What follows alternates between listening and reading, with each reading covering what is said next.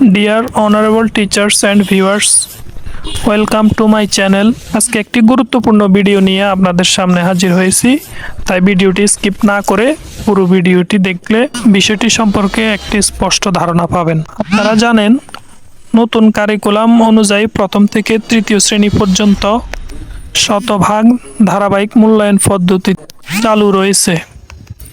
সম্প্রতি এনসিটিবি এই মূল্যায়ন পদ্ধতিতে ব্যাপক পরিবর্তন এনে মূল্যায়ন পদ্ধতিকে আরও সহজ ও স্বয়ংক্রিয় করে একটি মাইক্রোসফট এক্সেল ডাটাবেস লঞ্চ করেছে।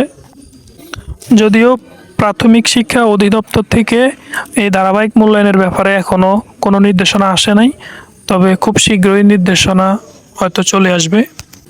তো আজকের এই ভিডিওতে কিভাবে ধারাবাহিক মূল্যায়নের এক্সেল ডাটাবেসটি ডাউনলোড করবেন এবং ব্যবহার করবেন, সম্পূর্ণ প্রক্রিয়াটি আমি আজকের ভিডিওতে দেখাবো।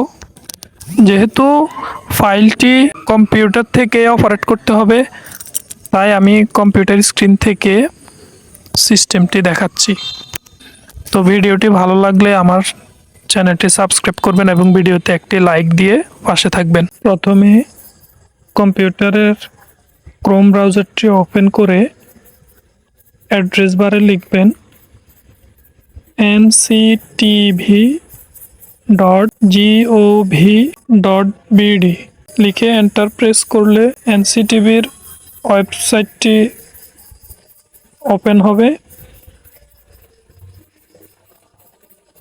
উপরে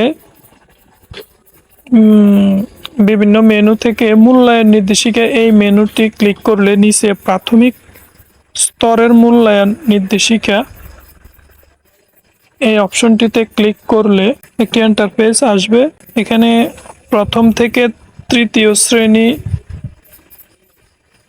শো করবে। তো এখান থেকে যে কোনো একটি শ্রেণী সিলেক্ট করলে আমাদের সামনে যে ইন্টারফেসটি আসবে, এখানে ওই শ্রেণীর সকল বিষয়ের মূল্যায়ন নির্দেশিকার পিডিএফ কপি দেখাবে এবং নতুন মূল্যায়ন নির্দেশিকাটি কিভাবে ব্যবহার করতে হবে তার 3টি ভিডিও ক্লিপ দেখাবে এবং কি এক্সেল ডাটাবেস ফাইলটি এখানে শো করবে। আপনারা স্ক্রিনে দেখতেছেন, এক্সেল ফাইলটির ডান দিকে 3 ডট মেনুতে ক্লিক করলে ডাউনলোড অপশনটি দেখা যাবে। ডাউনলোডে ক্লিক করলে আপনার কম্পিউটারে এক্সেল ডাটাবেস ফাইলটি ডাউনলোড হয়ে যাবে। তো আমি আমার ডাউনলোড অপশন থেকে এক্সেল ফাইলটি ওপেন করতেছি।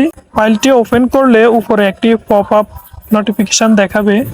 এখান থেকে এনেবল কন্টেন্ট এখানে ক্লিক করলে ফাইলটি এডিটের জন্য সম্পূর্ণ প্রস্তুত হয়ে যাবে। প্রথম পেজে ফাইলটি কিভাবে ব্যবহার করতে হবে ব্যবহারের সম্পূর্ণ নির্দেশনা দেওয়া থাকবে